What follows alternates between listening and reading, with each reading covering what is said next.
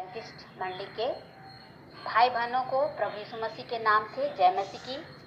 ना कि ये भारतवर्ष में ही बल्कि पूरे विश्व के लोग इस सुसमाचार को, इस सत्य को जाने और एक यहाँ लिखी गई एक सत्य घटना को हम लोग आज देखेंगे। 19वीं शताब्दी में अमेरिका तथा विश्व के अन्य भागों में एक बड़ी ही आत्मिक पुकार की शुरुआत हुई। इस पुकार के साथ अन्य लोगों ने भाग लिया। प्रभु यीशु मसीह दूसरी बार इस संसार में फिर से आने वाले हैं। बहुत सारे लोगों ने विश्वास किया तथा तेज गति से एडवेंटिस्ट का नाम भी दिया गया और ऐसे एक बड़ी पुकार के समक्ष में पेश भी किया गया, जिनमें मुख्य व्यक्ति का नाम रखा गया।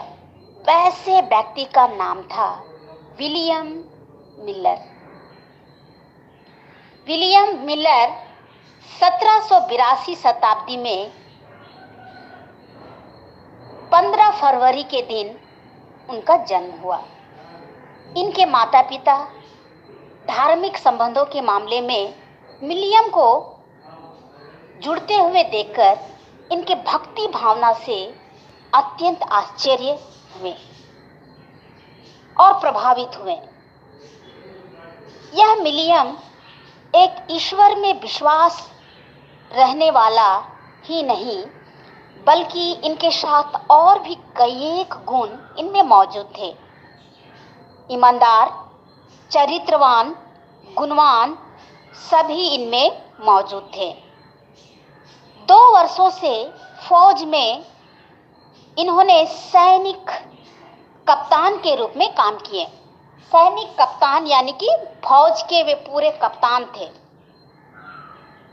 उन दिनों अपने लक्ष्य के बारे में उन्होंने बहुत ही तर्क वितर्क सोच में पड़ गए। फौज में रहने के दौरान जब इन्होंने छोड़कर वहां से बाहर आया तो बपतिस्ट मंडली में इन्होंने जाना शुरू किया। इसके अलावा इन्होंने सोचा एक बार ना जाऊंगा और उन्होंने मंडली में नहीं गए। फिर उन्होंने जब दोबारा इन्होंने मंडली जाने की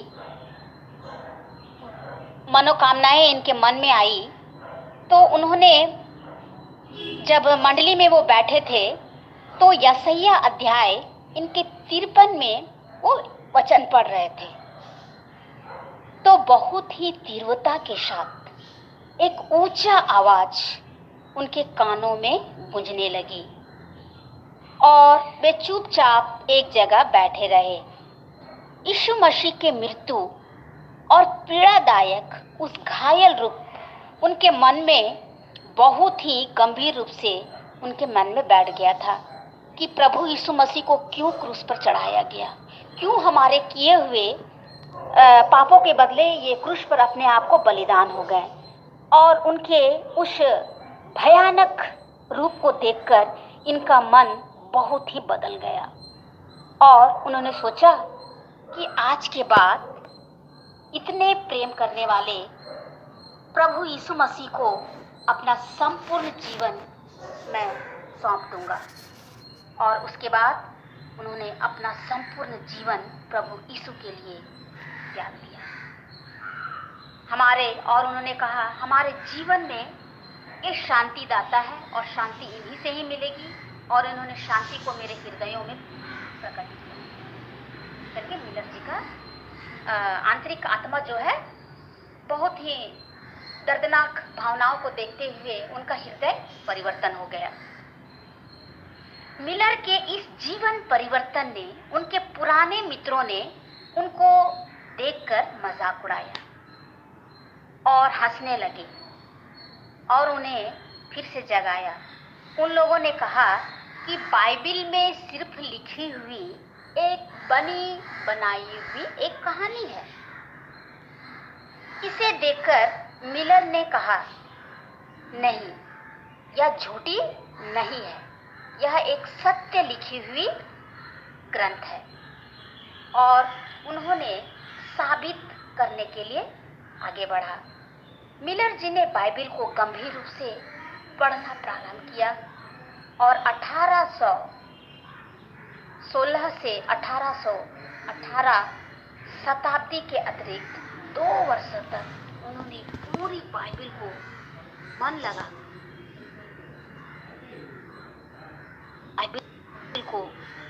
लगाकर पढ़ा। उसमें लिखी गई बातों एकदम वास्तविक रूप से मिलर को सत्य लगी।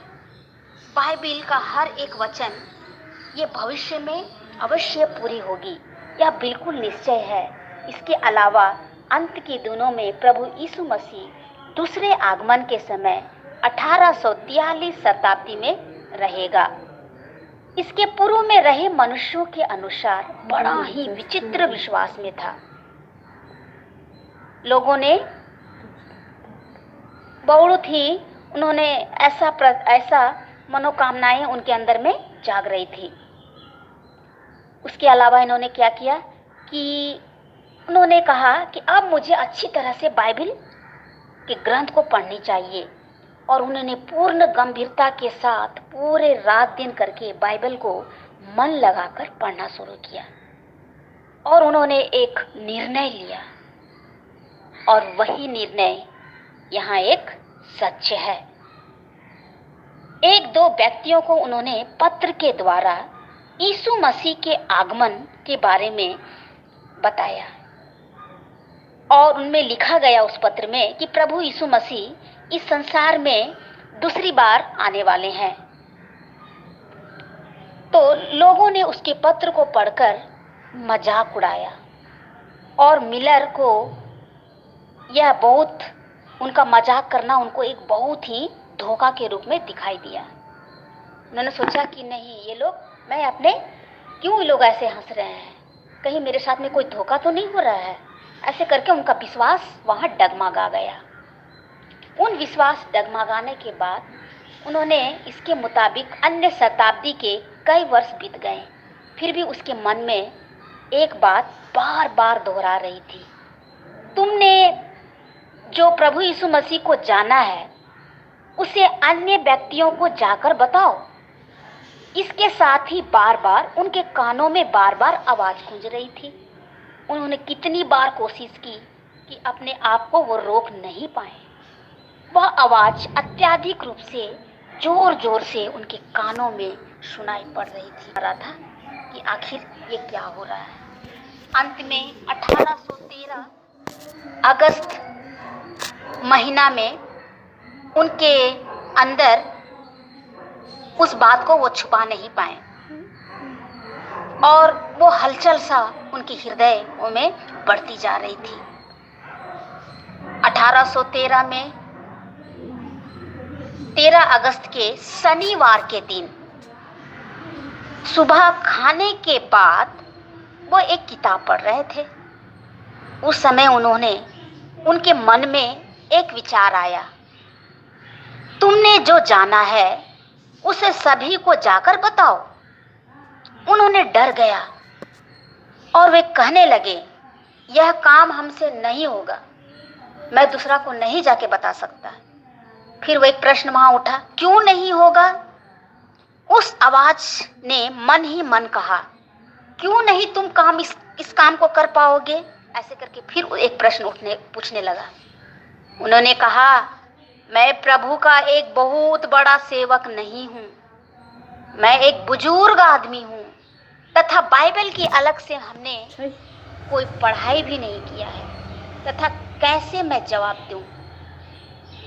इससे उनका अंतरात्मा वहाँ काफ़ी वो मन ही मन डरने लगे। फिर भी मन में होने वाला सुसमाचार को वो छुपा नहीं पाए और अंत में प्रभु आकर उन्होंने कहा, प्रभु अगर आपकी इच्छा है तो आप दरवाज़ा खोलें तो मैं अवश्य बोलूँगा। और ऐसा मेरा विचार है। द्वार खोलने का अर्थ है कि क्या प्रभु ने उससे पूछा?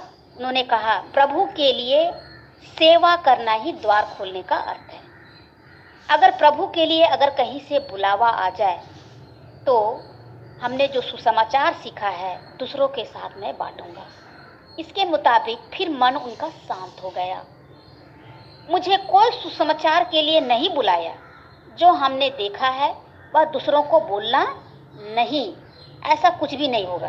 दूसरा को नहीं बोलेंगे तो ऐसा कुछ भी नहीं होगा। उनका मन फिर शांत हो गया। इसके कुछ मिनट के बाद उनका विश्वास झूठा बन गया। उनका अपना बहन का बेटा दरवाजे को खटखटाया। मिलर ने उसे अंदर बुलाया और कार्यों के बारे में बातचीत की। तो उसके दौरान उनका उपदेश देने वाला मेरे गांव या शहर में नहीं है, इसलिए आप हमारे गांव में आकर मंडली के विश्वासी भाई बहनों ने जो मन में सोच रहे हैं उसे आकर नई विश्वासी लोगों को आकर आप उनके बारे में बताएं।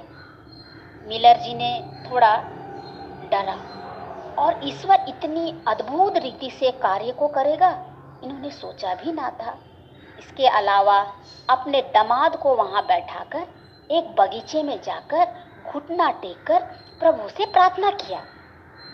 यह मन के भार मुझे छोड़कर मुझसे जाएगा या मुझसे ना होगा, प्रभु कहकर प्रार्थना किया। ईश्वर ने उसे बोला, मिलर, तुम अपने प्रभु के साथ संपर्क करके इतना जल्दी प्रभु से मेल मिलाप तोड़ रहे हैं।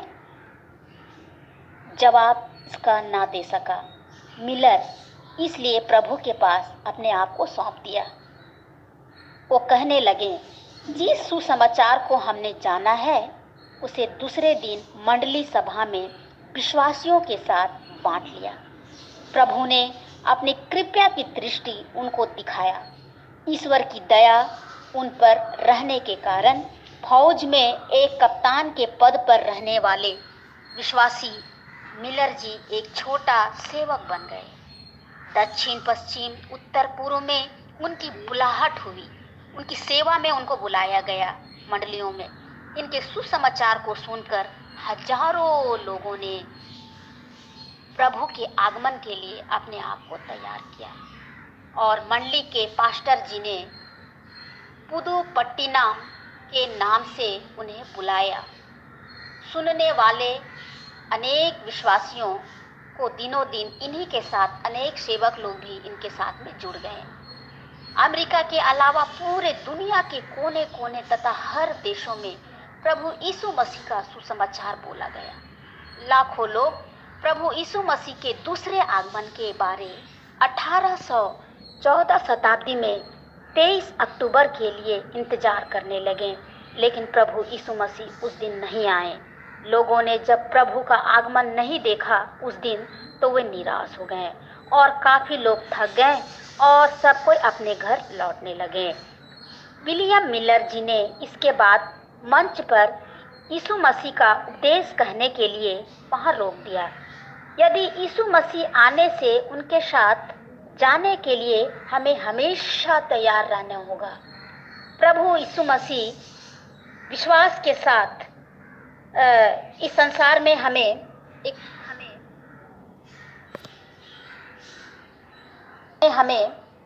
हमको बोल के गए हैं। ऐसे करके वो वहाँ जाके वो अपना वाचार को वहाँ बोलें। कहते हैं प्रभु यीशु मसीह का आगमन के लिए हमें हमेशा तैयार रहना होगा और इसके अनुसार अपना सेवंथ डे एडवेंटिस्ट का नाम एक सामने आया और पुनः फिर से अनेक जगहें पूरे विश्व के कोने कोने में सेवंथ डे एडवेंटिस्ट सभा के नाम से ये सभा प्रारंभ हुई। मेरे प्रिय भाई बहनों, ये सत्य है, आकाश टल जाएंगे, पृथ्वी टल जाएगी, लेकिन प्रभु का वचन और बाइबल में जो लिखी हुई जो है वो कभी भी नहीं टलेगी। प्रभु का यह दिया हुआ शपथ है जो बहुत सारे लोग आज संसार में आए, हम किस लिए आए, हमारा जन्म क्यों हुआ, ये नहीं जानते। बहुत तो प्रभु यीशु मसीह को नहीं जानते हैं, लेकिन हमें जानना है प्रभु यीशु मसीह इस दुनिया में सिर्फ हम लोगों को स्वर्ग राज्य ही नहीं बल्कि पापों से बचाने के लिए भी हम लोग के लिए आए। अपने आप को अपने किए हुए मनुष्य जाति के प्रेम के लिए वे अपने आप बलिदान हो गए, और उसी बलिदान का मूल्य चुकाने के लिए हम इस पृथ्वी पर हमें एक अन्य जातियों से हमें अलग करके रखा है। उसी जाति का नाम है पवित्र। हमें प्रभु में रहने के लिए बहुत ही पवित्रता से प्रभु जैसा हम लोगों को बनना होगा, तभी हम उसके दूसरे आगमन में जब भी वो आ जाएंगे अचानक, तो उस समय प्रभु हम लोगों को उठा लेगा। ये प्रभु का अत्यंत ही ये मुख्य शपथ है। इसलिए जो प्रभु को विश्वास नहीं किए हैं, ये मिलर जी के जो वास्तविक घटनाओं को हम लोग देखते हैं, तो ये हमारा मन को भी ये दृढ़ करता है, मजबूत बनाता है कि प्रभु के आगमन के लिए हमें तैयार होना है। इसी के साथ में हमारी वाणी को मैं पुनः विराम देती हूँ। धन्यवाद। जय मसीह की।